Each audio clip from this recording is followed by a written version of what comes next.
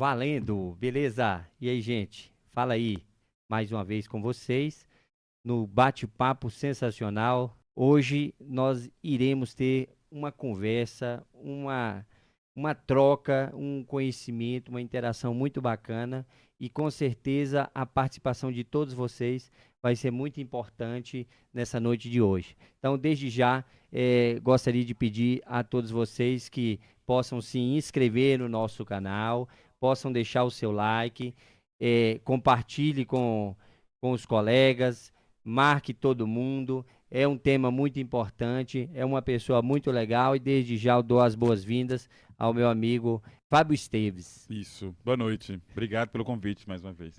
Fico muito feliz com a sua presença aqui, que nos honra bastante.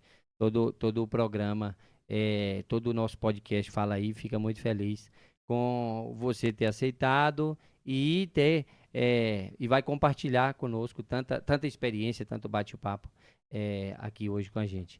Queria que você iniciasse aí falando sobre quem é você. Eu sou um sul-mato-grossense candango, porque já estou em Brasília há 20 anos.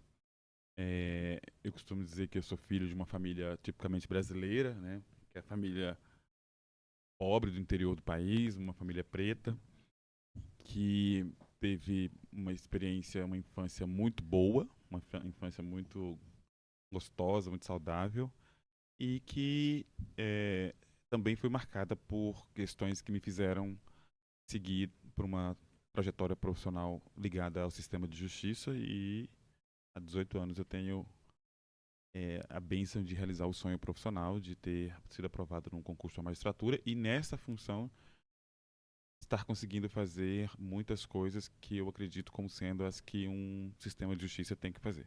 Bacana, maravilha. Quais foram os pontos na sua infância marcantes e pessoas que marcaram a sua infância? Meu pai e minha mãe são as peças fundamentais, mas não no sentido de apenas serem pais e mães, né? Mas Certo. eram dois jovens, né? Meu pai era muito novo. Meu pai tinha 22 anos quando me teve, minha mãe 16. E souberam com muita maturidade. Meu pai é analfabeto, então soube se colocar muito à frente do seu tempo para poder acreditar na educação. Num tempo e num lugar onde que a educação, de alguma forma, não era feita para famílias e nem pessoas como eu, naquele, como eu disse, tempo e lugar, meu pai conseguiu, de alguma forma, contornar isso, né? Meu pai conseguiu driblar essa compreensão e não só acreditou na educação, mas, junto com minha mãe, claro, fez com que eu pudesse, com muitas dificuldades, acessar a escola. Que a época era uma educação Uhum. rural, muito seriada, com muitas questões do tipo, a gente não tinha como ir para a escola e aí a gente teve que se mudar para a escola. A gente chegou a dormir na escola por um período, um Qual que era a tempo. distância da sua casa até a escola? Eram 23 quilômetros, né? Mas aí quando a gente fala 23 quilômetros na zona rural, não é uma ida daqui para Sobradinho, não é uma ida daqui para Taguatinga. É algo que demandava algumas horas porque a gente fazia parte do trajeto de trator, às vezes de cavalo, né, com a carroça. E os outros 10 quilômetros, outra parte do trajeto, era na carroceria de uma caminhonete que a professora, a única da escola, também servia como meio de transporte para a gente. Então era basicamente 2 horas e meia para chegar até a escola. E para voltar era um pouco pior, porque meu pai levava a gente até nesse ponto que a professora nos pegava, e no retorno ele não buscava, não. No retorno ele dizia, ó, aí vocês agora vão brincando, Já tô levando, né? vão brincando para casa. E aí tem umas coisas que realmente marcam a gente nesse período, porque eu me lembro que nós tínhamos que passar entre pastos, por dentro de pastos, que tinham animais, vacas, que tinham recém-desmamado seus bezerros e elas eram muito bravas, né? Então, Corri atrás. corria atrás daquela coisa toda. Então a gente demorava umas 3, 4 horas para voltar para casa do retorno da escola. Mas assim, eu me lembro que em 4 anos que eu fiz o ensino fundamental, eu entrei na escola com 7 anos, então à época a gente não tinha esse acesso à escola infantil, educação infantil, né? Eu me lembro que nesses 4 anos que eu permaneci estudando lá na fazenda, meu pai ele nunca permitiu que a gente faltasse aula, nunca permitiu que a gente não levasse aquilo muito a sério. minha mãe trabalhando e levantando cedo para poder preparar comida para a gente levar para a escola, também é uma coisa que me marca muito.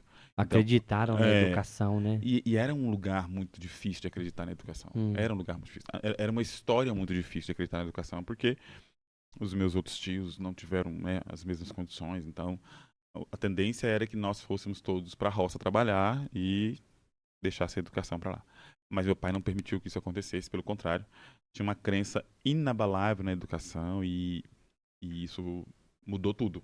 Inclusive, a gente saiu da fazenda porque eu tinha que seguir estudando e ele não ia permitir que eu ficasse sem, e ele abandonou tudo na fazenda para poder me levar para a escola. Então, assim, é uma infância marcada por questões muito positivas, né? O afeto e a materialização desse afeto nessas práticas, nessas ações que meu pai e minha mãe realizaram. Então você chegou a morar na escola. Morei na escola, aqui inclusive no livro. Certo, esse é o livro aí. Esse é o livro, né? O livro que foi lançado agora no dia 5 de setembro. Conta a minha trajetória nessa aqui, né? E conta a minha trajetória da infância na fazenda. Então tem uma parte aqui. Fabinho da Roça aos Tribunais. Da Roça aos Tribunais. Então tem uma parte aqui que narra exatamente esse momento, né? Que aqui nós estamos na escola aqui. Pra cá, né? Então,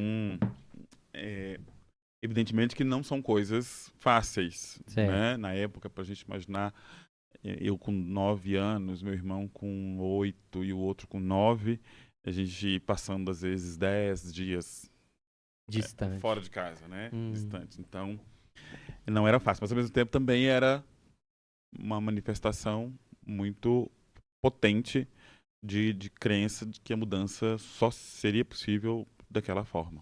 Agora, que maravilha esse casamento entre os seus pais acreditarem na educação e uma grande educadora também proporcionar essa oportunidade de buscar as crianças, né?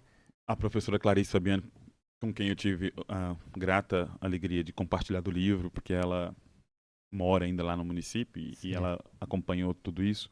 Ela é mais do que uma educadora. Essa mulher, ela era professora e à época convenceram ela a aceitar esse desafio de ir para essa escola. Ela morava muito longe também dessa escola, numa outra fazenda, e ela pegava os alunos, levava para a escola. Ela era merendeira, ela era faxineira da escola, ela era tutora dos alunos e a professora. E a transportadora. E a transportadora. E isso para 4 séries. Eita! Era uma escola multisseriada. Então era um grande salão com as 4 séries dentro da mesma sala. Só separava por filas ali. Era uma linha imaginária. Primeira, segunda, terceira e quarta série. E ela dava aula para todas essas séries. Nossa, que... Então, assim, é a educação do Brasil ainda, na década de 80, né, início dos anos 90. É a educação do Brasil. Essa, de fato, merece ser homenageada. Exatamente. Então, assim, essa professora materializa exatamente esse processo, assim, muito difícil, mas que ela nunca existiu. Ela ficou com a gente lá durante mais 3 anos, até chegar outras 2 professoras que deram seguimento a isso. Eu estive nessa escola, essa escola ainda existe, não mais, né? Nesse perfil, né? Perfil. Mas foi a chance que eu tive na época naquele 1987, naquele lugar distante, ter acesso à educação. Eu demorei para ser alfabetizado. Eu me lembro que a gente demorou ali para ser alfabetizado, mas foi o maior presente que meu pai, como um homem analfabeto, foi ver eu lendo pela primeira vez, né? E ele ficava enlouquecido com isso. Então foi uma professora que de fato merece todas as homenagens, porque ela não desistiu em nenhum momento. E era uma professora que sabia lidar com toda a escassez que a gente tinha. Toda a escassez. Era tudo. Faltava tudo. Era uma ausência de tudo. Não tinha livro, não tinha nada, não tinha material pedagógico nenhum, não tinha nada. Não, só de você ter 4 séries dentro de uma sala só, você já demonstra que... Já não é possível educar, né? que é um obstáculo muito grande e um desafio, e demonstra a grande capacidade dela, né? Exatamente. E os demais colegas da sua escola ali também acabaram aproveitando essa oportunidade ou não? Dos que eu tenho conhecimento até hoje, boa parte sim, né? Temos empresários, temos tem várias pessoas que eu, inclusive, reencontro, Uhum. que aproveitaram essa oportunidade. Bacana. Todos que eu tenho em contato hoje, todos eles hoje, dá para se dizer que foram pessoas que se formaram enquanto bons cidadãos e sim, têm sucesso profissional. Aí você disse que chegou um certo momento que você precisava deixar a escola. E aí seu pai, mas sua mãe decidiram, não, então nós vamos ter que largar essa fazenda e vamos seguir. Como é que foi isso? Esse foi um período bem difícil pra gente, porque na época meu pai trabalhava já havia 10 anos nessa fazenda. Certo. E meu pai, ele pensou que, bom, e aí surgiu esse término da oferta de ensino lá pra mim. E aí meu pai, vou sair daqui, meu filho não vai ficar sem estudar. A escola mais próxima seria 65 quilômetros de distância na cidadezinha, no Chapadão do Sul, e não tinha transporte. Nem se Hum. quisesse a gente ia conseguir morar na fazenda. Meu pai então se demitiu para ir para esse lugar. Mas meu pai, de alguma forma, ele pensava assim: poxa, eu vou fazer algum acordo, eu vou ter alguma condição. E não. E meu pai saiu realmente sem nada, nada, nada. Nós saímos sem nada dessa Como, fazenda. infelizmente, muitos trabalhadores do campo. Exatamente. E nós fomos para a cidade. E meu pai comprou um terreno, construiu uma casinha pra gente. E ele faleceu logo em seguida. Nossa. Então, esse foi um período muito, muito forte, assim, porque a gente tinha acabado de sair desse lugar. Mas, ao mesmo tempo, também, eu fico muito feliz da gente ter passado, evidentemente, por maior dificuldade, mas ainda, eu falo, né, Deus realmente faz tudo muito certo. Se ele tivesse falecido na fazenda, provavelmente meu destino teria sido outro, né? E aí E ele faleceu novo, então? faleceu com 32 anos, então meu pai era um cara muito jovem, e aí aquilo mudou muito a vida da gente, né? Aquilo foi um divisor, porque eu era o mais velho, minha mãe ficou viúva com 26 anos, 3 filhos, o mais velho era eu. E eu me lembro que na época nós éramos um retrato de uma estatística Hum. ruim, negativa, né? Imagina, três crianças, pré-adolescência, adolescência, uma mãe que tem 26 anos, viúva e tudo mais.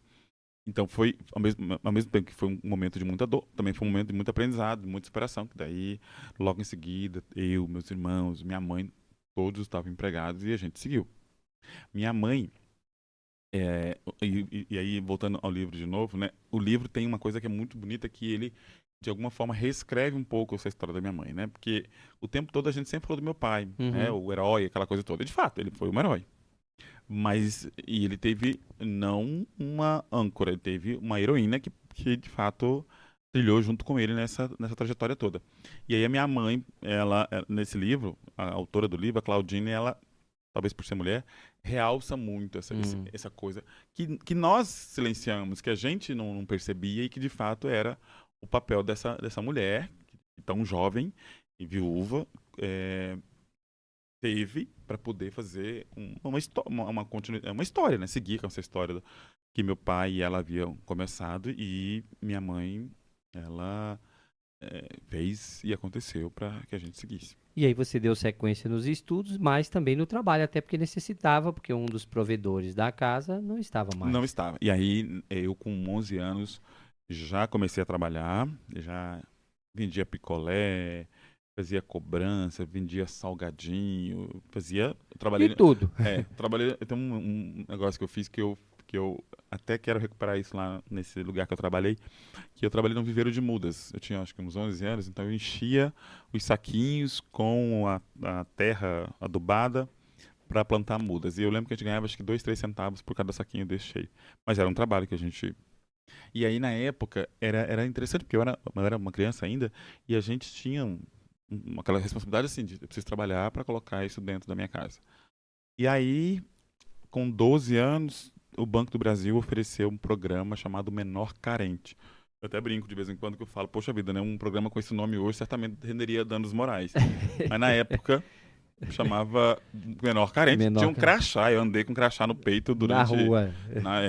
Andava na rua, inclusive, porque e era a legislação, graças a Deus, avançou bastante. Mas na época a gente saía pra rua pra entregar correspondência. Eu trabalhava nessa coisa de entregar correspondência do banco. Então eu saía pra rua com uma bicicletinha, pedalando, com crachá escrito Menor Menor Carente. carente. Mas foi o programa que salvou a vida da minha família e a minha, né? Eu fiquei nesse programa que tinha não só uma questão financeira, embora na época não fosse pouca, mas era o que ajudava a gente a sobreviver. Mas tinha uma... Eu estava num lugar onde eu pude ter trocas muito ricas, Hum. né? Quer dizer, eu mudei muito a minha cultura a partir do momento que eu estou trabalhando numa empresa, numa instituição financeira e com gente que estendeu as mãos, né? Eu sempre homenageio a Rosane Mioto, que foi a gerente, a minha espécie de tutora dentro desse programa, do Banco do Brasil, e eu fiquei com ela durante 6 anos e essa mulher foi uma segunda mãe mesmo assim, né? De olhar e acreditar e me desenvolver. Porque eu tinha acabado de sair da fazenda. Eu me lembro que nós mudamos da fazenda em dezembro de 90, início de 91. Um ano depois, eu estava no banco. E na época, eu morava na fazenda onde não tinha energia elétrica. Hum. Eu não via televisão. Eu comecei a ver televisão com 12 anos. Né? Eu me lembro que na fazenda a gente passava. A televisão pra gente era algo assim, bizarro até, porque a gente ia num vizinho de vez em quando. E eu me lembro que meu pai costumava ir nesse vizinho, o Joaquim, de vez em quando, aos domingos, e passava os Trapalhões. A única coisa que eu tinha na minha memória é ter visto preto e branco, Trapalhões, uma vez na vida e outra não. E aí, eu não tinha cultura. Eu tinha sido alfabetizado tardiamente. Aham. Morei a vida inteira na fazenda e era um espaço isolado, não é hoje. As fazendas que a gente tem internet, energia elétrica, não tinha energia elétrica na fazenda, né? Então, era um tempo e um espaço isolados. E aí eu fui para essa empresa, para o banco. Então eu cheguei lá e eu não sabia o que era aquilo. Uhum. Eu não sabia. Eu passei eu costumo dizer, né? Foi meu primeiro concurso. Passei em primeiro lugar. E o critério era pobreza. Eu costumo dizer que é meu primeiro concurso que eu passei. Foi em primeiro lugar, mas o critério era a pobreza. Então eu cheguei ali no banco, eu ficava assim, o que faz aqui, né? Como é que é essa coisa? E aí as pessoas ali me possibilitaram uma troca e uma mudança cultural muito, muito, muito substancial. Especialmente a Rosane, que me conduziu mesmo, assim. Ela conseguiu me lapidar muito. Porque eu era uma criança muito, muito esperta, eu era uma criança muito observadora, eu era uma criança muito inteligente. Desde a época da fazenda eu gostava muito de ficar ouvindo meu pai conversar com o patrão. Eu ficava muito atento a tudo que acontecia. Eu sabia que acontecia. Eu, mesmo criança, Uhum. tinha noção do que estava em volta. E aí eu explorava. Isso foi muito explorado na época que eu estava no banco. Eu fiquei 2 anos como menor carente. E aí depois tive a chance de continuar num outro programa Dentro do banco dentro do mesmo. banco, sequência ali. E eu fiquei até ir para a faculdade. Aí já em outro lugar, não na No mesma. banco. Fiquei 6 anos, fiquei Ah. dos 12 até os 17 anos para ir para a faculdade. Então, o banco, as pessoas ali, né, elas realmente conseguiram construir uma transformação cultural e assim, e eram umas pessoas muito qualificadas, né? O banco, no início dos anos 90, era uma massa de funcionários muito qualificada e tudo mais, e eu tive a oportunidade de conviver com essas pessoas durante 6 anos. E aquilo foi uma educação muito qualificada, né? E aí eu já começo, de alguma forma, a pensar diferente, pensar em faculdade, Uhum. pensar numa vida melhor, pensar naquelas coisas que o meu contexto anterior talvez não permitisse. Mas aí o senhor, nesse já momento, tanto do banco como já o início na faculdade, quando foi o primeiro contato, vamos dizer assim, com algum preconceito devido ao racismo? Naquela época, a gente não tinha muita noção disso, Uhum. né?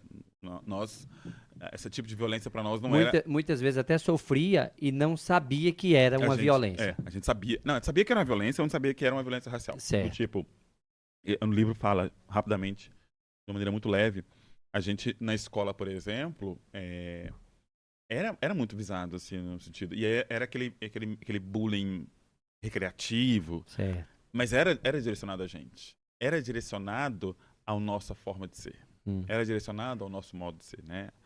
E isso para mim na época eu sentia, às vezes até perguntava, mas minha família não tinha clareza sobre aquilo. Na cidade, eu me lembro que quando a gente mudou para a cidade, isso já começava a ficar um pouco mais visível. Tanto é que eu sempre até divido isso com um amigo que cresceu comigo ali. Eu me lembro da gente ter uma necessidade muito grande de serem jovens muito corretos.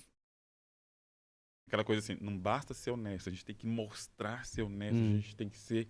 impecável. Então a gente era o jovem que trabalhava corretamente, ia para a igreja, era a juventude que era engraçada, que servia.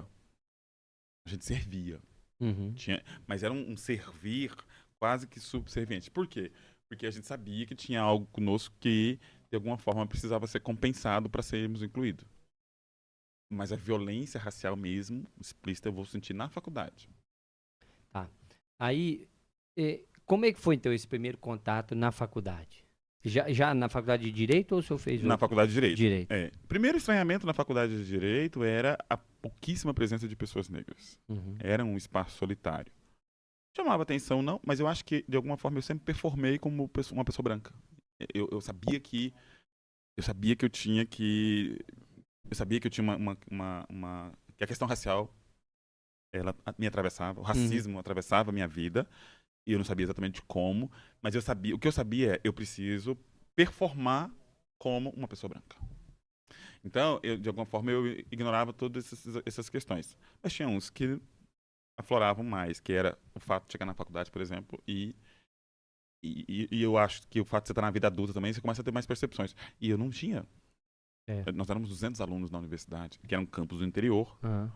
Então, no campus de E 200, faculdade pública, né? faculdade pública, no campus do interior, a gente tinha 2 pessoas negras. Na Em todo faculdade, o em campus? todo o campus. Eu Isso numa esfera de mais ou menos quantos alunos? 200 alunos. 200 200 alunos. alunos. Era 5 turmas de direito, 40 alunos cada turma.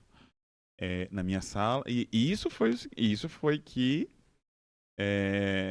na minha turma, foi uma das primeiras a ter pessoas negras. Marcos e eu, e chegamos ali. Então, e aí sim, essa coisa começa a ficar um pouco estranha. E aí eu lembro que uma vez. E eu era um aluno muito aplicado na faculdade. Eu era muito aplicado. Então eu já ia para a faculdade com minhas leituras um dia e adorava questionar. Queria uma aula, né? Uhum. E aí um professor ele começou a implicar comigo. Implicou muito. E ele implicava comigo mesmo, porque ele não estava afim de dar aula e eu estava afim de ter aula, então eu exigia.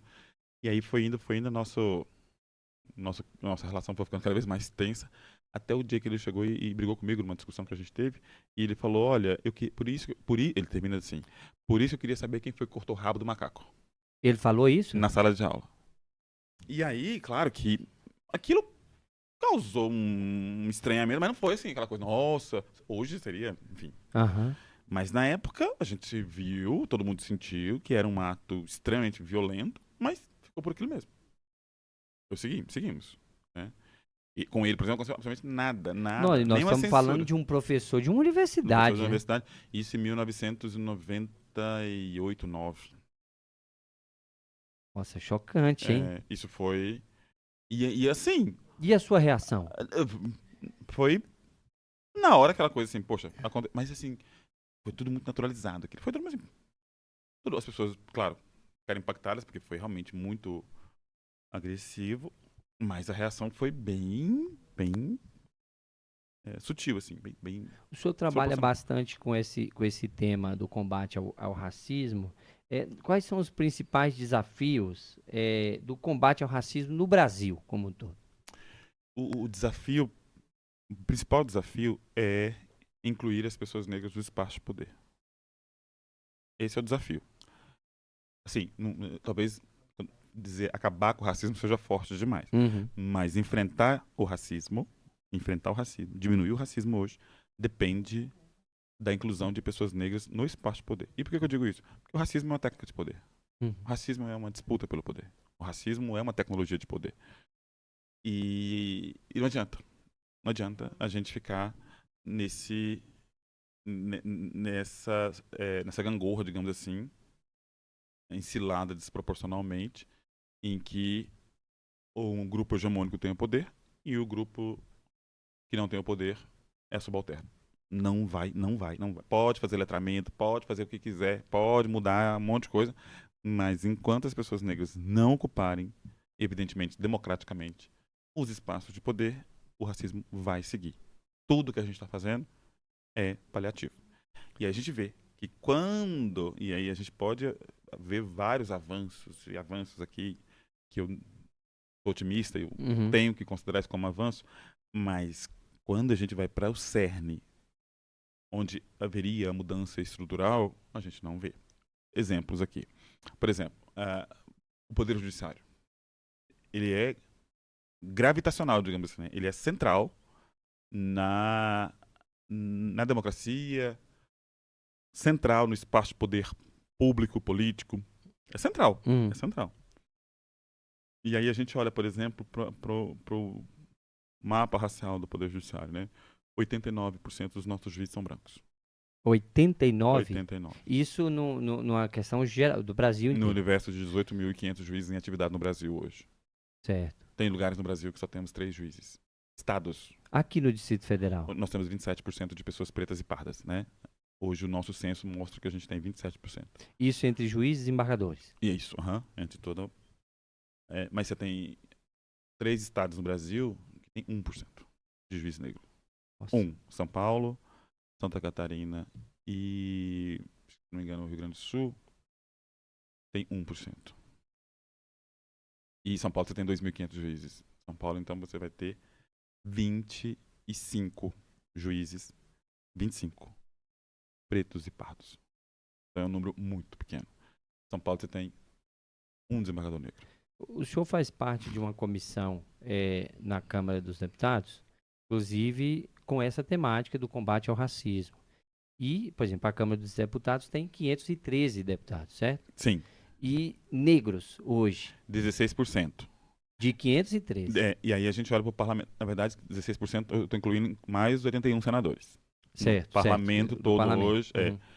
E aí é menos ainda. Menos ainda. Então, quando a gente olha para o parlamento, por exemplo, e aí quando a gente olha para essa questão do poder, se você olhar parlamento municipal, 42%. Parlamento estadual, 24%.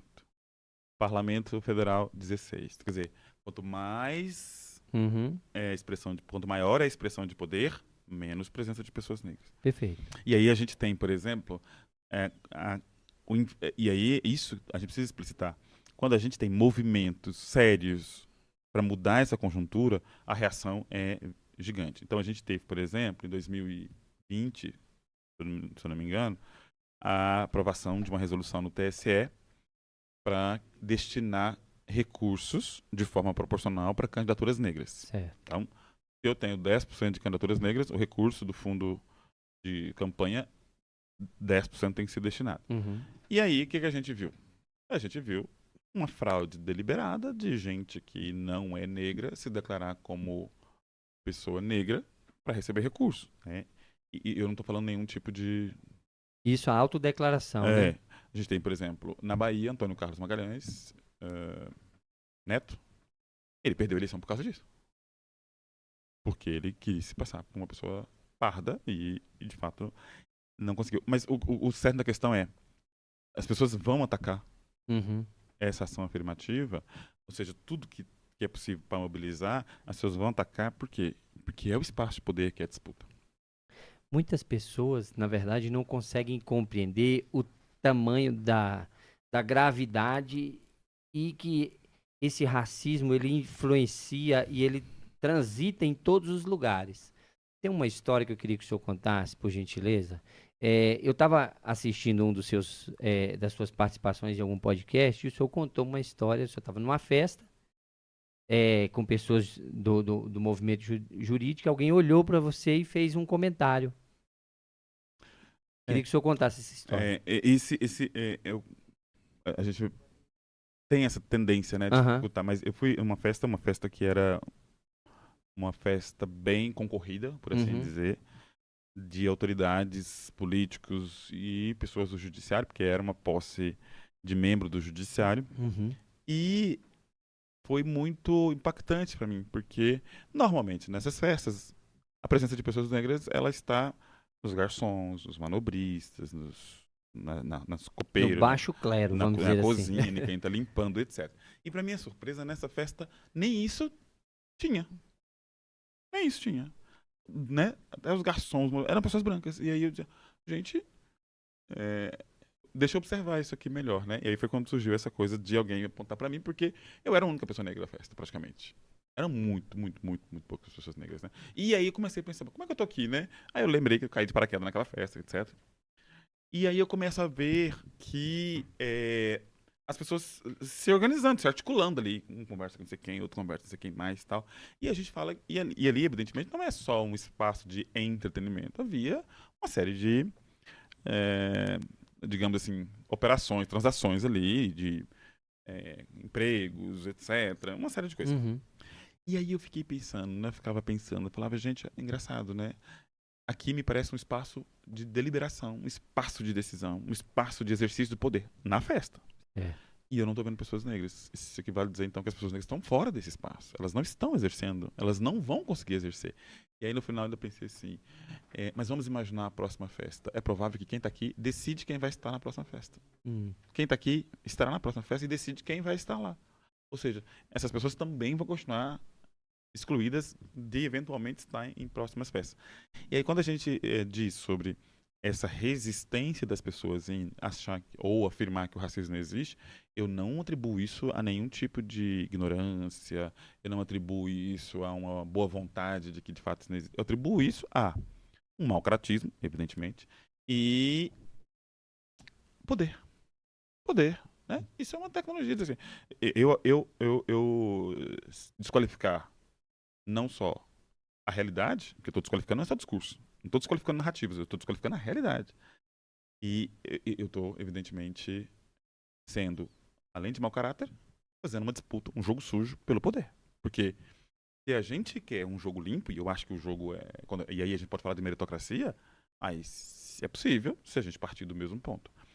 E aí a gente tem, por exemplo, eu gosto muito de dar esse exemplo para as pessoas entenderem o tamanho do problema. Porque normalmente as pessoas desqualificam essa coisa de ação afirmativa, desqualifica tudo, dizendo, tudo depende de uma boa educação. É óbvio, isso é óbvio. Mas a questão não é depende de uma boa educação, é quem quer uma boa educação. Quem quer uma boa educação no país hoje? Quem quer? Se na pandemia, por exemplo, a gente viu o desastre que foi em termos da educação. Mas tem coisas mais graves de maneira estrutural. Em 1837, 50 anos antes da abolição da escravidão, crianças pretas foram proibidas de ir à escola, fossem elas livres ou não. 1891, depois do fim do Império, a gente teve a Constituição de 1891. E lá estava dizendo, analfabetos não votam. Então veja, olha como é que se constrói as coisas na educação. Aí você tem, então, umas 4 gerações depois da proibição de ir para a escola, que eram os adultos do momento, que eram os cidadãos, digamos assim, que era para ser os cidadãos e cidadãs que não vão votar. E isso que o Brasil, na época, tinha 15 milhões de pessoas. Das 15 milhões de pessoas, quase 9 milhões eram pessoas pretas analfabetas. Aí você fala, mas isso é lá em 1891. Essa regra foi eliminada da Constituição em 1985. Eliminada parcialmente, porque lá na Constituição de hoje, analfabeto não pode votar. E se você for olhar o mapa do analfabetismo brasileiro, ele é racializado.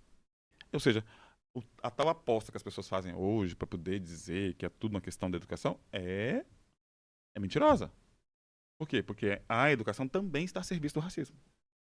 A educação está a serviço do racismo. Estou dizendo que professores são racistas, estou dizendo isso não. Mas ela está a serviço. Hoje, ela é colocada a serviço do racismo. Né? Quer dizer, quando a gente olha para a escola pública de má qualidade, ela está sendo oferecida por população majoritariamente negra. Mas é uma coincidência? Não, não é uma coincidência. Não é uma coincidência, né? Então, essas construções todas que estão todas de volta no poder que a gente precisa. Acho que o senhor deve ter esquecido uma parte da história, eu vou lembrar para o senhor aqui. Ele tinha ido ao banheiro com essa pessoa, com um amigo, e tinha ficado Sim. dois. Era Não, isso que eu queria mas essa é uma outra história. Essa é uma outra história. Era isso que eu queria que o senhor contasse. Não, mas essa é uma outra história. Esse já é um outro, já é Um outro fato. outro É fato. mais um fato. Mas esse é um fato do racismo cotidiano que as Isso. pessoas acham que eu não sofro, porque, você já ocupa. Juiz? E absolutamente não é verdade. Isso é a todo momento. Nós estávamos agora, na semana passada, no Encontro Nacional dos Juízes Negros em Salvador. Fomos almoçar num restaurante de caro, um restaurante e tal. E chegamos lá, o Edinaldo, que é cofundador do Enajum junto comigo e tudo, um juiz preto. Nós chegamos, ele tira o paletó para sentar, aí chega uma pessoa e diz, você pode arrumar uma mesa para mim? Olha. Isso há uma semana, no evento, e nesse restaurante tava cheio de pessoas pretas, porque, coincidente, todos os juízes pretos foram almoçar nesse lugar. E aí alguém chega e diz, uma pessoa branca chega e diz, arruma uma mesa pra mim. Quer dizer, é esse racismo cotidiano. Mas nesse dia, a gente tava numa festa, num restaurante, numa festa pública, e eu estava junto com 2 pessoas. E eu me lembro que deixamos um amigo ali nos aguardando para ir ao banheiro, e eu fui acompanhado com outro colega. E enquanto nós estávamos no banheiro, chegou uma pessoa e começou a conversar com esse nosso amigo. E aí, esse amigo, né, disse: Ah, eu tô aqui acompanhado com outras 2 pessoas. O Fábio. Aí, inclusive, ele é juiz do TJ. E nisso nós estávamos nos aproximando. E daí esse meu amigo disse: Olha, ó, é o Fábio. Ele é juiz do TJ. E nisso o rapaz vira e fala assim: Não, eu estou falando do rapaz negro. Aí o Léo: Sim, mas é dele mesmo que tá falando. Porque na cabeça da pessoa que estava ali O na negro interlocução, não pode ser juiz. ele O que tava. que é isso, pai? E aí, interessante, né? Ah, Era o outro. E na cabeça dele, a referência que estava sendo feita, eu tô aqui com o Fábio, que inclusive é juiz, etc., era uma pessoa que estava comigo. uhum. Era o outro amigo, que é um homem branco. E aí, quando o Léo diz, não, e aí ele fala assim: Não, não, eu tô falando do rapaz negro. A pessoa fala. E aí o Léo fala assim: Mas é dele que eu tô falando também. E aí eu fico pensando, né? Essa coisa da passabilidade. Esse menino passaria como juiz. E eu não passaria como frequentador daquele lugar ali, por exemplo. Poderia entrar, inclusive, ele em todos os lugares com facilidade. Não, e aí que a gente vê, né, que é outro discurso também que desqualifica muito o racismo, que é: mas é uma questão econômica. Não é uma questão econômica, né? Nós estávamos no mesmo lugar, de alguma forma, Sim. num ambiente onde a questão socioeconômica era a mesma. Mas isso como eu disse, é o cotidiano da gente. Eu já tive experiência de estar com uma amiga, aluna, colega da faculdade, colega do mestrado, e chegar em algum lugar, e aí o segurança dizer: Olha, desembarque a magistrada e espere lá fora, dirigindo-se a mim, né? Do tipo, eu sou motorista da magistrada. Quer dizer, era uma mulher branca que se passava como magistrada. E eu, que era magistrado, Tinha que ser o tinha que ser motorista. motorista. E evidentemente eu não estou desqualificando a profissão de motorista. Mas isso é o que acontece no dia a dia, até hoje, a todo momento. O senhor vivencia dentro do judiciário hoje, qual que seria uma forma mais eficiente dentro do judiciário para combater isso? Ser mais plural.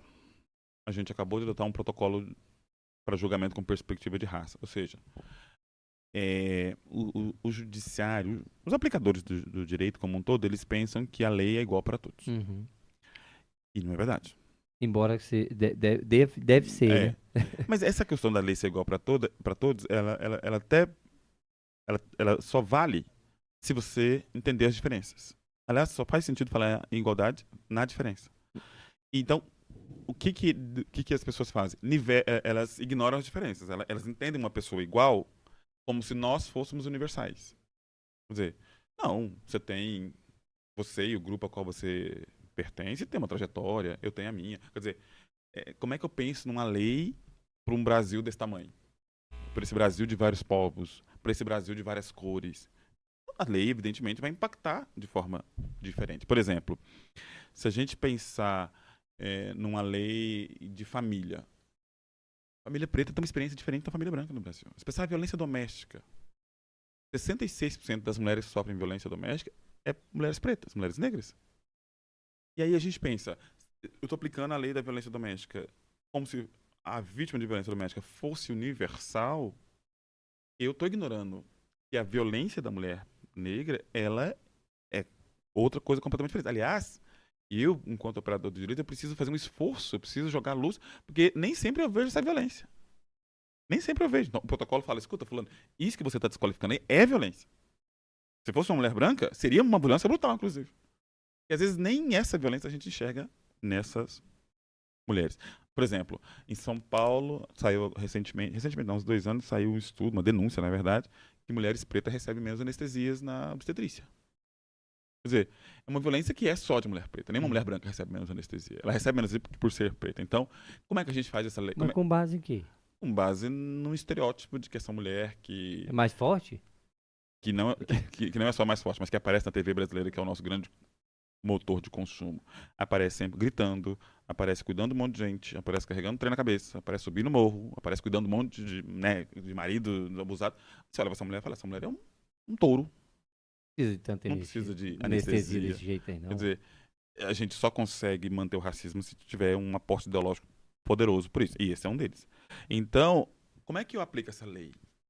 Como é que eu aplico uma lei achando que o sujeito... Isso é um crime. Aham. Como é que eu aplico uma lei achando que as vítimas de um crime são universais? Como é que eu aplico uma lei achando que a raça não influencia? Aliás, esse crime só acontece por causa da raça. Então, para enfrentar esse tipo de situação, eu só vou conseguir se eu tiver um judiciário inclusivo, plural. Aliás, é uma visão que, na minha compreensão, é até tardia. Porque se a gente olhar hoje, nenhuma instituição, nenhuma companhia, nenhuma empresa séria investe ou mantém um time homogêneo. Hoje, a diversidade se tornou um ativo. E se tornou um ativo por quê? Porque ela traz uma cosmovisão de mundo que, especialmente no campo do mercado, permite você pensar produtos para atender às necessidades específicas de determinado público. Quer dizer, você vai ver a empresa de cosmético hoje. Nenhuma empresa maluca, nenhum investidor vai investir numa empresa de cosméticos se ela não tiver um time super plural, super diverso, pensando em tudo que é diversidade possível.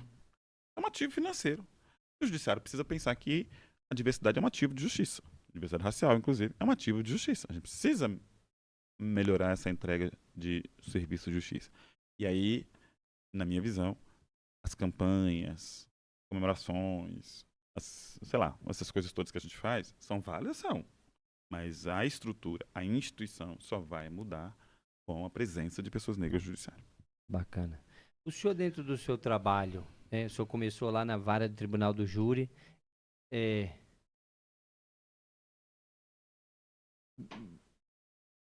Tá, vamos lá, vamos parar aí para fazer uma pergunta, que eu ia fazer uma... Mas vai lá. Vai lá, vai lá. Boa. Então vamos lá começar aqui com Fala aí Chat, né? Mas antes mesmo de eu começar a ler aqui as perguntas e as participações, é importante você que está nos assistindo aí se inscrever no canal, deixar seu like, né? E você também pode ser um apoiador desse podcast para ajudar a gente a estar melhorando a cada dia mais e continuar existindo aí. Tem no chat fixado aí, você entra lá no orelo.cc/fala aí, seja um apoiador, ajude a gente aí, tá bom?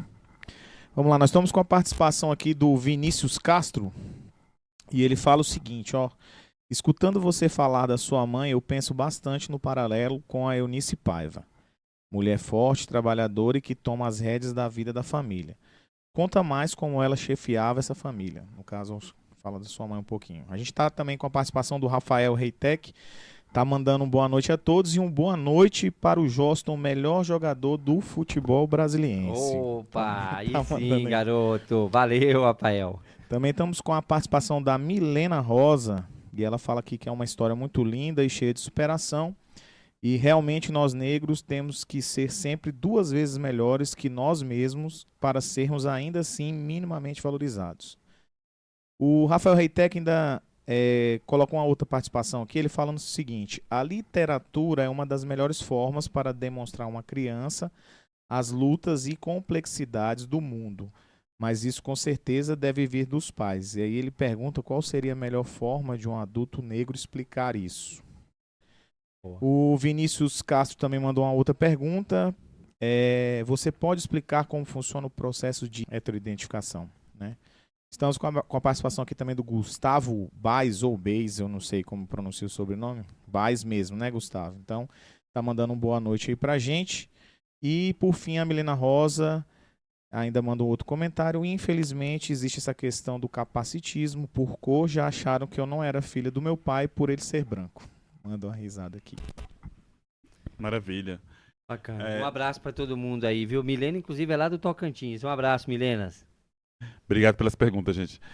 De fato, voltando um pouquinho à questão da minha mãe, né? Como é que essa minha mãe ela dava conta de inclusive, tratar das violências? Eu me lembro que nós éramos crianças e meu irmãozinho tinha 8 anos, e aí eu me lembro de muita gente indo lá pedir pra minha mãe doar eu e meu irmão, porque eles diziam que ela não ia dar conta e que ia, enfim, ter Você aquela... tem 3, me dê um aí. E aquela coisa, vai dar tudo errado. Vocês vão dar errado, então vão tentar salvar, né? Então- Tinha essa coisa, assim. Minha mãe, ela tinha uma coisa muito séria, assim, com a gente, né? Minha mãe, ela era muito do exemplo. É uma mulher do exemplo, assim, né? Até hoje, por exemplo, eu admiro profundamente, assim. Eu vejo... Minha mãe tem um caráter, assim, que é uma coisa... Que nem aquelas coisinhas mais simplesinhas. Eu vejo hoje, assim... Ela é uma mulher que tem quarta série, uma mulher super simples, por exemplo, e ela recebe coisas no Instagram, ou no WhatsApp, ela vem e diz, isso é verdade? Quer dizer, ela tem uma consciência de não passar fake news, coisas Uhum. todas. Mas ela sempre teve um caráter assim, muito forte. Eu tenho muita referência, né? Então minha mãe era uma mulher que todos os dias ela dizia pra gente, né? É honestidade, honestidade, honestidade, honestidade. O que não é seu, não é seu. Tem que trabalhar, tem que trabalhar. Então minha mãe, ela só nisso, ela já agregou a nossa família, né? A minha mãe, ela, claro, preocupava com a fome, preocupava com mas mais mesmo, a preocupação maior era O sobre o caráter. nosso caráter. Para minha mãe, ela tinha muito pavor de pensar na gente envolvido com justiça, na gente envolvido com alguma coisa assim. Até hoje, ela tem pânico. Às vezes eu falo assim, gente, ela tem um filho juiz e ela tem pânico de justiça. Tem pavor de fora, pavor da delegacia. Então ela sempre teve isso. Então eu acho que ela Menino, pelo amor de Deus. então ela administrava isso com muita força. Outra pergunta que foi feita aí é da Comissão de Dieta e Educação, mas antes disso teve uma outra. Teve como que É, você iria, o adulto iria passar para a Ah, criança? isso é uma grande dificuldade de. Eu me lembro bem, eu sempre lembro de uma parte de um filme, eu acho, um vídeo, mas que os pais estão sentados com um filho, isso nos Estados Unidos, com um filho negro, e os pais dizendo para ele como que ele deve se comportar na rua. Não correr, levantar a mão quando a polícia abordar, ficar calmo, ficar tranquilo, etc. Então, sempre na minha cabeça vem aquele vídeo e aí eu fico pensando como é que explica para a criança que tem que ser assim, né? E hoje, como é que a gente explica para uma criança na escola que o bullying que ela está sofrendo é uma violência racial e como é que isso vem para a família? E, de fato, isso não é uma questão simples nas famílias brasileiras hoje, especialmente nas famílias interraciais. Tem um livro muito incrível da Lia Weiner sobre famílias interraciais e ela relata muito dessa dificuldade até da pessoa do pai ou da mãe que é negro aceitar-se. Porque antes da gente ter essa conversa com as crianças, a gente precisa ter essa conversa com a gente mesmo. É. O brasileiro ainda hoje, ele precisa ter um espelho. Ele precisa encarar esse espelho. E aí muita gente fala comigo assim, escuta, como é que é você lidar com pessoas negras que ignoram o racismo e que em algum momento ignoram até o fato delas serem negras? Muito normal. Muito normal. Você já imaginou? Eu obrigar uma pessoa a sofrer? Porque ser negro nesse país hoje ainda é um desafio muito grande. Uhum. Né? E se combinar isso com algumas coisas, é um risco de vida, um risco de morte. Então, essa conversa ainda é muito difícil ainda nos seios familiares. É muito difícil ainda você explicar para uma criança que o cabelo dela não precisa ser alisado, que o cabelo dela é bonito, que o cabelo dela... É difícil por quê? Porque agora que uma criança tem a chance de brincar com uma boneca preta, agora que uma criança tem a chance de ver para televisão e olhar para um personagem que está protagonizando negro, porque antes era sempre um personagem fazendo um papel com sentido negativo. Então, essa conversa não é fácil ainda, né? Mas a gente precisa fazer. Eu tive essa experiência, eu tenho filho pequeno hoje, mas não chegou ainda a hora de fazer essa conversa, mas com a minha sobrinha. Eu tive a oportunidade de acompanhar a educação da minha sobrinha e de acompanhar 2 reprovações dela na escola. E, à época, olha que eu estou dizendo, vem confirmar o que eu acabei de falar sobre a dificuldade que a gente tem. E quando a minha sobrinha reprovou de ano, 2 vezes seguidas, a primeira coisa que veio à cabeça da gente é, nossa, que preguiçosa. Tá numa escola particular, não tá dando valor. E aí, graças a Deus, eu falei, não, peraí, não é isso, porque ela sempre foi muito correta, ela sempre, bicho, não é, quer dizer, não é de uma hora para outra que a pessoa fica preguiçosa. E aí a gente foi ver que aquilo era uma questão racial. E aí eu tive que conversar com ela, e aí, infelizmente, foi uma conversa na dor. E a gente conversou sobre isso, olha... Até porque lembrar do fato, mais Dói. uma vez você está Dói. revivendo a Por isso a que eu dor. digo, né, quando as pessoas falam, não, eu não sou, eu conheço. Uma vez eu lembro que eu fui fazer o convite para uns colegas participar do Encontro Nacional dos Juízes Negros, um colega falou assim, você está falando com a pessoa errada. Aí eu falei, mas será que eu liguei para a pessoa errada? Eu falei, não é você. Aí eu falei, como assim pessoa errada? Você não gosta do... Não, é que eu não sou negro. Aí eu, tudo bem. Tudo bem, porque você não vai... Eu não sei quais são os motivos, né? Aliás, alguém perguntou sobre a questão da comissão de identificação. Tem a autodeclaração da pessoa, e aí, no início dos trabalhos da identificação, a gente faz uma entrevista com a pessoa. Isso foi abolido. Porque, normalmente, essa entrevista, qualquer pergunta que eu fizesse para essa pessoa, para ela dizer sobre se ela era negra ou não, era na dor. Era uma experiência racista. E o nome já é autodeclaração? E o nome de autodeclaração. É. Agora, para a questão do concurso, precisa ter um critério que eu vou falar já já. Então, voltando para terminar essa questão da família. É preciso, é necessário, a gente precisa até para proteger os nossos filhos. Não é só uma conversa cultural, é uma conversa do ponto de vista de proteção, né? Uma criança hoje, ela precisa entender que ela numa escola, ainda mais... E é um negócio interessante, porque a mobilidade social piora. Porque daí essa criança negra estudando num colégio caro. E aí a tragédia é muito maior. Então, por um aspecto de proteção, a gente vai ter que fazer essa conversa. E aí, para a questão da comissão de heteroidentificação. A heteroidentificação, ela é ao contrário da autodeclaração, né? Ou seja, não é o contrário, mas ela é uma confirmação da autodeclaração. Na autodeclaração, o sujeito se autodeclara o que ele quiser. E é incontestável. E é incontestável. É a sua subjetividade, e eu não vou apontar o dedo para ninguém, não sou um tribunal racial. Uhum. Que eu vou apontar o dedo, você não é negro, você é negro, não existe isso. Agora, a legislação, ela reserva vaga para negros, e eu preciso ter um critério, preciso que essa ação afirmativa, que essas vagas não sejam também subtraídas, furtadas. Certo. Porque se eu dissesse assim que a autodeclaração Já basta. é absoluta, a pessoa vai dizer, eu sou negro, pronto, acabou. E vou ocupar uma vaga. Então, o processo de heteroidentificação, ele é uma identificação feita por terceiro. E como é que a gente produz a heteroidentificação? Muitas pessoas falam assim, mas no Brasil não tem negro. Esse discurso é muito comum quando a gente fala disso. Não dá pra saber quem é negro. Eu falo, ixi, dá muito. Pergunta pra algumas instituições que elas sabem isso assim. É mais fácil dizer que é branco. E é engraçado que as pessoas dizem isso usando um critério racial. Porque ela fala assim, não dá pra dizer quem é negro porque o fulano é filho de mãe branca e filho de pai negro. Ué, você acabou dizendo que tem pessoa negra. Você tá falando que ele é filho de pai negro, então não tem como saber. Tem como saber, né? Ou seja, e ele disse, mãe branca e pai negro. Pronto. Aí o filho não é nada? Não. Então tem sim, tem negro nesse país, sim. E como eu disse, algumas instituições fazem isso de forma matemática, cirúrgica. Tem instituição que consegue saber quem é negro e quem é branco. E o processo de heteroidentificação, então, é feito, evidentemente, não no rigor matemático, mas também não no rigor subjetivista. Uhum. Então, hoje as comissões elas são formadas por pessoas que estudam questões raciais, por uma comissão paritária. Então, tem brancos, pessoas brancas e pessoas negras. Tem maioria de pessoas negras, mas tem lá um quórum de pessoas brancas. E a gente, então, vai fazer esta heteroidentificação, não só a partir do fenótipo, que é a cor da pele, mas outros traços negroides, e também pela experiência da pessoa, né? Você, por exemplo, é um homem de pele branca. No Rio Grande do Sul, talvez não seja tão branco assim. Porque o racismo essa questão de ser negro, não, ele é regionalizada. Uhum. Na Bahia, você vai ser um escandinavo. Na Bahia, por exemplo, eu já sou pardo na Bahia. No Rio Grande do Sul, eu sou preto retinto. No Rio Grande do Sul, por exemplo, em alguns lugares ali, em colônias mais pro interior, uma pessoa de pele branca, tem um tipo de italiano ali que é de pele branca, mas de cabelo crespo.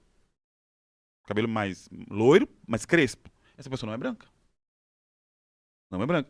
Então, a gente tem que olhar para essas questões também, que é o dia a dia das pessoas, né? Então, se você for aqui para o interior de Goiás, você vai ter uma interação racial diferente. Aqui em Brasília, que já é um pouco mais misturado. Na Bahia, né? Então, isso também tem que ser levado em consideração, porque é o que define o papel social seu que a gente está tratando, né? Ou seja, como é que... Eu costumo sempre, nas comissões de heteroidentificação, dizer para as pessoas que eu treino, né? Quando você olhar para aquela pessoa, fecha os olhos e imagina ela transitando nos espaços de maior poder no Brasil.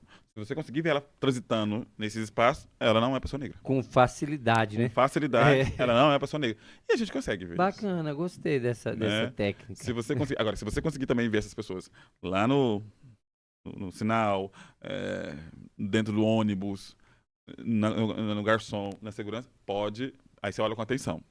Porque provavelmente é uma pessoa negra. Bacana. Respondeu aí as duas, né? Beleza. Eu tinha uma pergunta, eu acho que vai encaixar com esse assunto. Tô, desde que começou, acho que há 15 anos, 18 anos como juiz, eu já viveu vários momentos, né? O senhor começou no Tribunal do Júri aqui de Brasília, e o senhor viveu em algum momento, seja com o senhor ou com qualquer outra pessoa, algum momento de preconceito, de racismo dentro do próprio local de trabalho? Embora a figura do juiz ele já causa ali um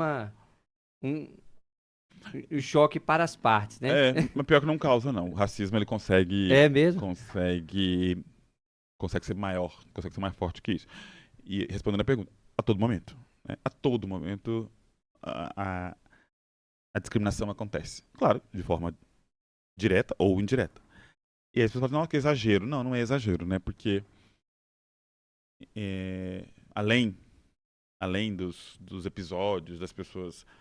Eu, por exemplo, eu não uso terno preto de jeito nenhum. Né? Eu gosto de usar roupa... Aliás, eu uso, nem é uma questão de gosto. Mas eu uso um terno azul, eu uso um terno bem diferente do padrão de seguranças, de motoristas, etc. Para não causar... Uma estratégia, né? Para não causar problema, porque é o tempo todo. Então, além dessas coisas, as pessoas acham que você... não é o juiz. Aliás, tem um livro de uma colega juíza, porque eu ainda sou homem. Para uma mulher juíza, então, o negócio é mais terrível. Tem um livro de uma colega juíza que chama Cadê a Juíza?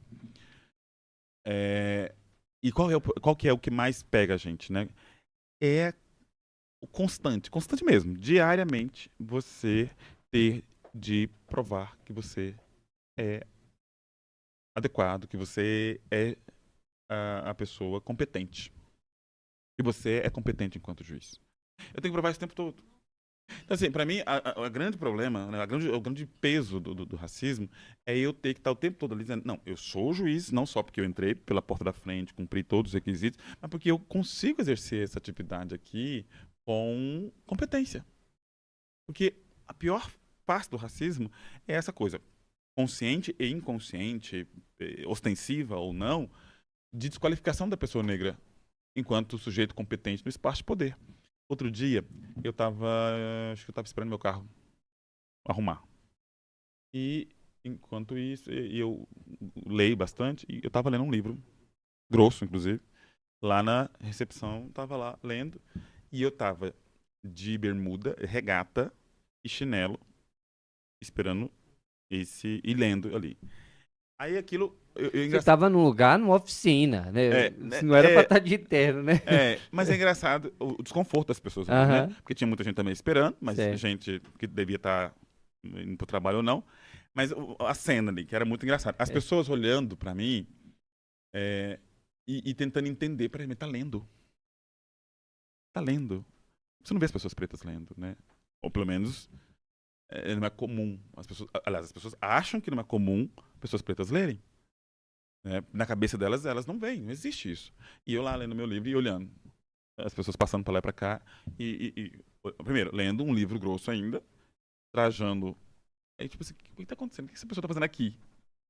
Porque se fosse um motorista de alguém esperando o carro para arrumar, eu não estaria com aquela roupa. Tinha que estar trajado conforme não estaria lendo. Se eu fosse o dono do carro, não seria eu por ser uma pessoa negra. E aí causa uma confusão geral. E aí eu começo a olhar para aquilo. Isso é uma marca de carro, vamos dizer assim, que agrega um valor. Menos ainda. Aí que não tem que estar mesmo. Então, essa coisa de ficar o tempo todo dizendo assim, não, eu sou competente para isso aqui sim. É muito cansativo, é muito desgastante, né? Então, isso é o cotidiano da gente. Bacana. Vamos lá, vamos falar com você aqui novamente. Se inscreva no nosso canal. Deixa o seu like aí pra gente, por gentileza. Certo? marque os seus coleguinhas, mande para todo mundo, compartilhe nas redes sociais, é muito importante. Auxilie esse canal e multiplique o máximo possível, até porque o conteúdo aqui hoje é muito importante, né? Tratarmos de vários assuntos com uma pessoa com uma fala bem fácil, né, bem gostosa, com todas as suas histórias aqui, né, o Dr. Fábio. Isso para nós é muito bacana e mais uma vez a gente agradece. E vamos aí mais uma vez para o Fala aí Chat, certo? Deixa o seu like, se inscreva no nosso canal. A gente tem mais uma participação aqui da Milena Rosa e ela pergunta aqui: Dr. Fábio, em qual momento podemos perceber que estamos sendo vítimas de racismo? Aí ela já explica a pergunta, que ela fala assim, que pergunto no intuito de ajudar quem pode estar sendo vítima de racismo e ainda não percebeu, tendo em vista que hoje existe muito as brincadeirinhas, entre aspas, ela coloca, que na verdade é preconceito disfarçado. Bacana. Nessa coisa da brincadeirinha, de fato não é uma brincadeirinha, chama racismo recreativo. Então, a pergunta deveria ser, em que momento que eu não estou sendo vítima de racismo? Nossa, que exagero, Fábio. Mas é isso, porque, assim, especialmente em lugares de novidade, né? Talvez no dia a dia, mas é mais ou menos isso, do tipo, as pessoas pretas, elas vivem isso a todo momento. E como eu disse, é no racismo recreativo, é na sutileza outro dia e olha só, você sendo educado te dá problema.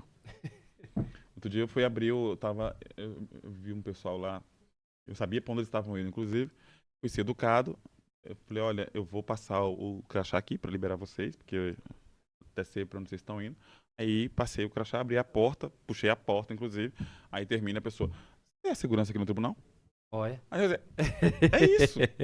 Eu tô sendo educado. É uma terça-feira, à tarde, eu de bom humor, não sei o quê. Fui ser gentil, saí com uma dessa. Isso que eu tava de terno, gravata, indo pro gabinete do trabalho. Quer dizer, Milena, eu acho que é isso, né? Tipo assim, Isso nós estamos tratando de um assessor do ministro do STF. Então, assim, aí sair com uma pergunta dessa de você é segurança aqui no tribunal? E possivelmente ou era alguém que estava se servindo do judiciário ou era funcionário do próprio judiciário. Não é fácil. Não é fácil. E olha que eu não sou um sujeito vitimista. Não sou... Não. Aliás, quando alguém fala assim, mas não é muito mimimi, eu falo, meu amigo, 350 anos de escravidão, 136 anos de uma escravidão moderna. Você falar que essa galera tem mimimi, eu não sei quem seria. O que te levou a escrever aqui o livro Fabinho da Roça para os Tribunais, né, no caso da sua história, por que você escolheu especificamente a temática infantil? Não, na verdade, quem escreve o livro é a Claudine. Certo. Né? A Claudine é a autora do livro. Uhum. E essa história é muito interessante. A Claudine, ela escreve livros infantis. Ela está radicada na Espanha já tem mais de 20 anos. Tem, inclusive, best-sellers em livros infantis. E queria uma história. Procurou uma história e encontrou essa editora Turminha do Bem. E aí, editora, nós temos uma história. A gente tem uma história para você. E aí ela escreveu um texto e me mostraram o texto.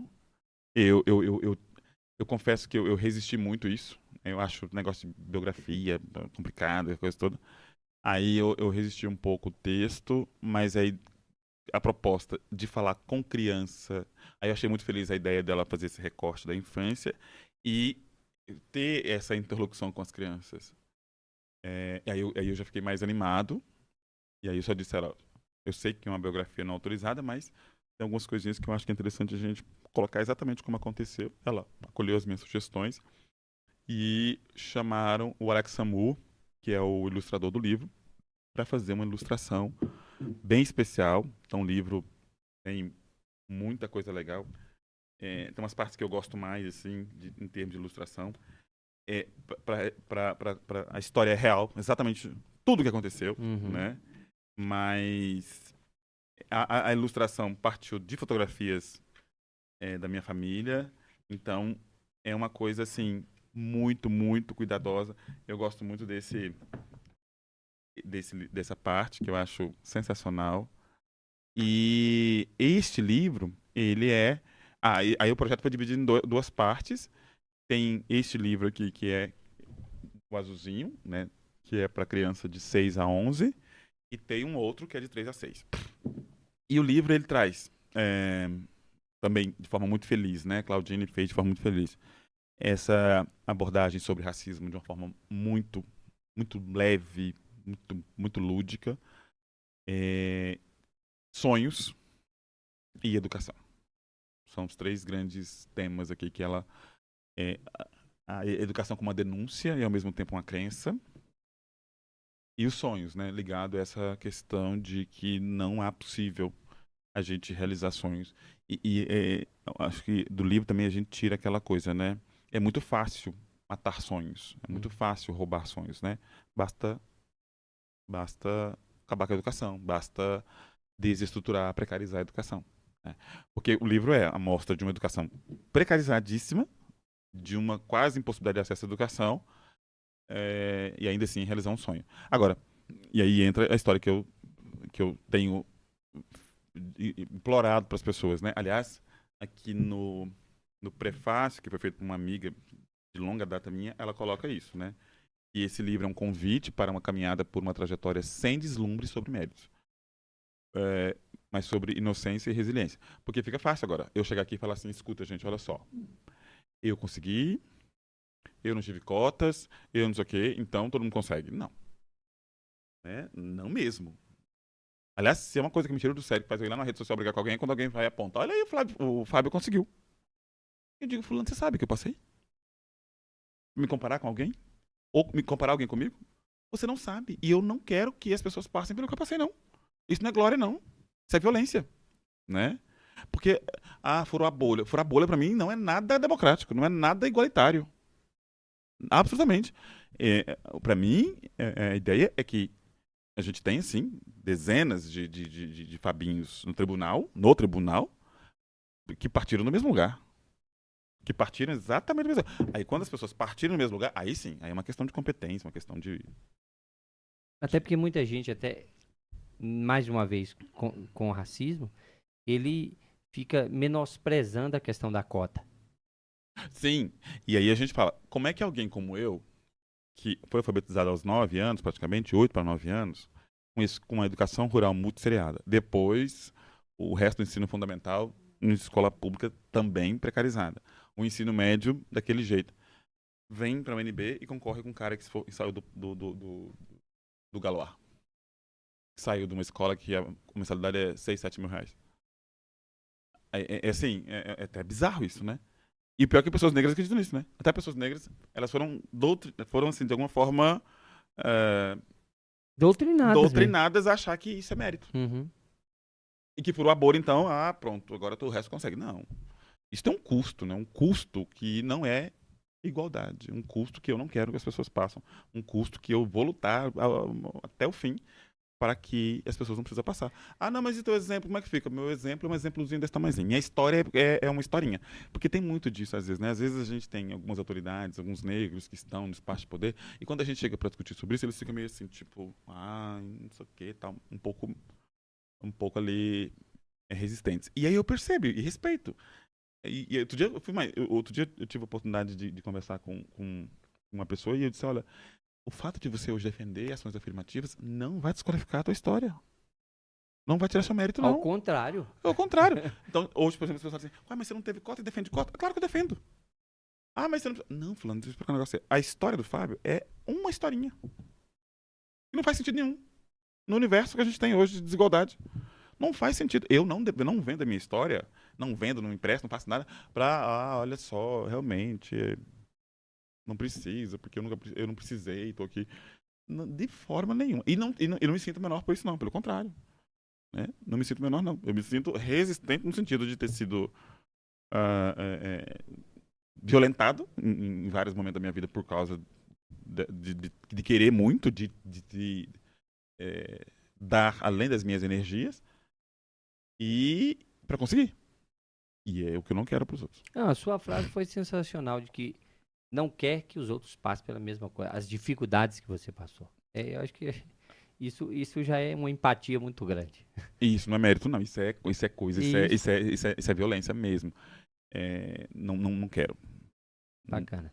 Qual seria um conselho que você daria tanto para uma criança ou para um jovem que muitas vezes está vivendo alguma trajetória marcante, assim, sei lá, de violência, de racismo, alguma coisa assim, que ele possa estar atuando diferente?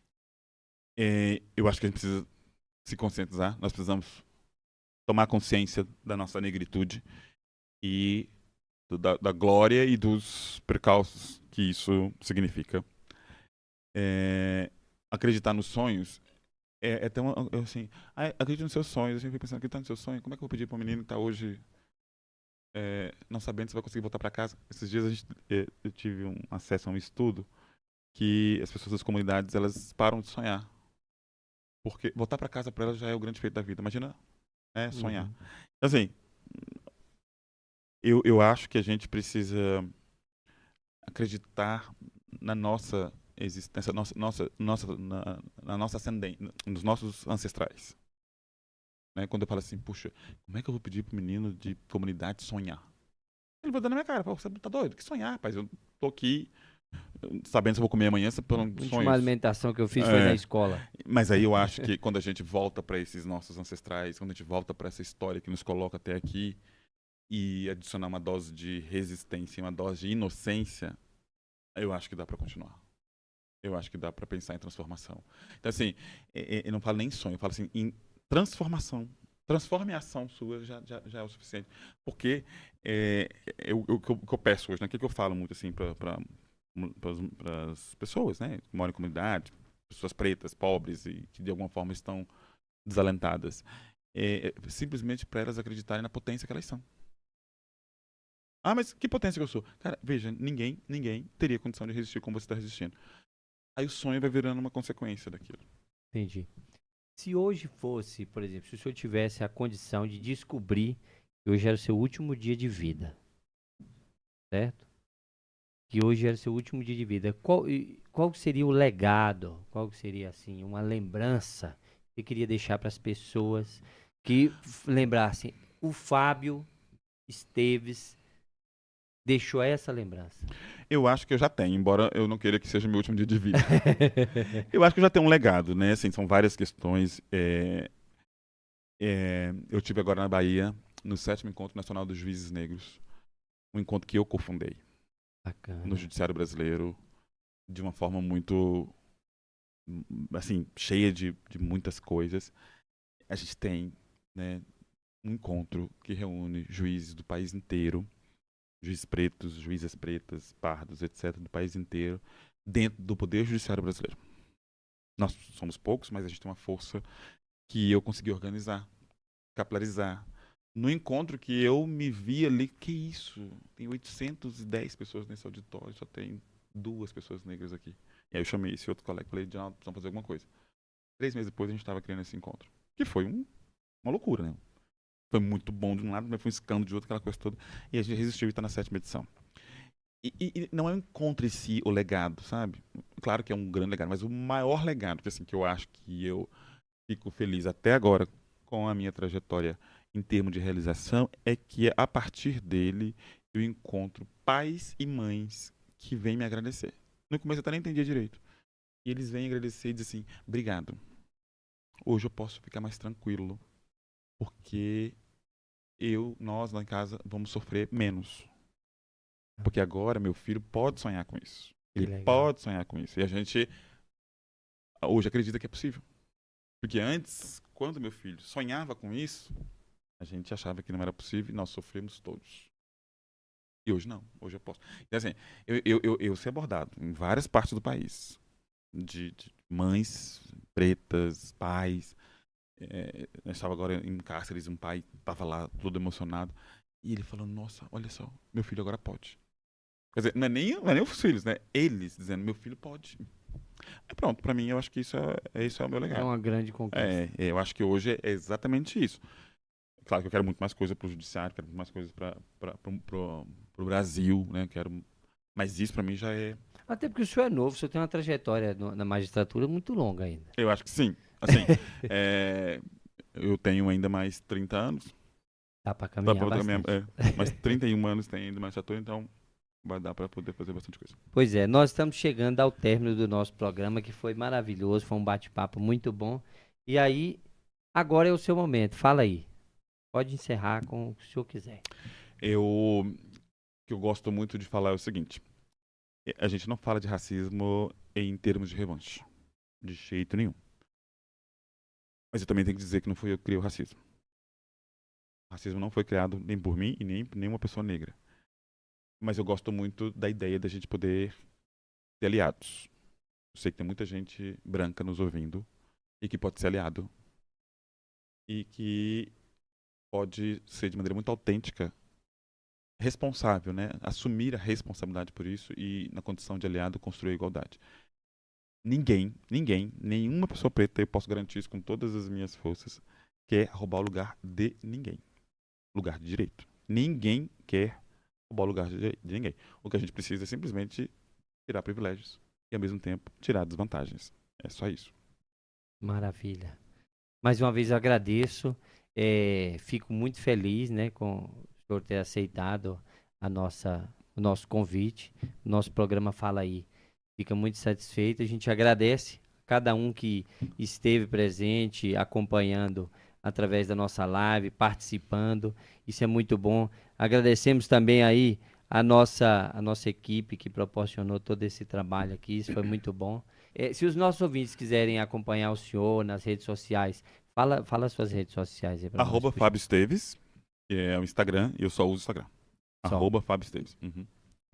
O livro. O livro tá no site aqui da Turminha do Bem, www.com.br, e em breve estará na Amazon também. Tá quentinho, né? Porque foi lançado agora em setembro de 2024. Foi. Gente, um abraço, foi muito bom. E nos acompanhe nas redes sociais. Logo mais estaremos de volta. Fala aí, grande abraço.